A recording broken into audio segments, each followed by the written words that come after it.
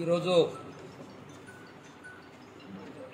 తెలంగాణ రాష్ట్ర ముఖ్యమంత్రి గారు రేవంత్ రెడ్డి గారు మరి మాల సామాజిక వర్గాన్ని మర్చిపోయి ఎస్సీ వర్గీకరణ ఏదైతే అధ్యయనం చేయడానికి ఒక కమిటీ ఇచ్చినాడో ఈ కమిటీ పూర్తిగా ఒక వర్గానికి సంబంధించినటువంటి కమిటీగానే కనబడతా ఉన్నది. దయచేసి మేము ముఖ్యమంత్రి రేవంత్ రెడ్డి గారికి విజ్ఞప్తి చేస్తూ ఉన్నాం.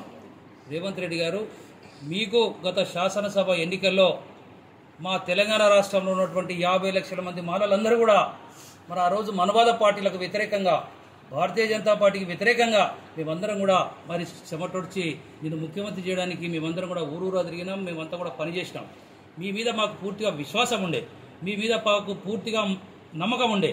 ఇలా ఎవరైతే నీకు ముఖ్యమంత్రి కోసం ప్రయత్నం చేసినారో వాళ్ళని నిలువున ముంచే పద్ధతిలో ఇలా మా మాలలు లేనటువంటి వర్గీకరణ ఏదైతే అధ్యయనం చేయడానికి వేసినటువంటి కమిటీ పూర్తిగా మాలలను 50 లక్షల మంది మాలలను అవమానపరిచే విధంగా ఉందనే మాట ముఖ్యమంత్రి గారికి ఎస్సీ వర్గీకరణ వ్యతిరేక పోరాట సమితి తరఫున మేము విజ్ఞప్తి చేస్తా ఉన్నాం. ముఖ్యమంత్రి గారు, ఈ కమిటీని వెంటనే రద్దు చేయండి.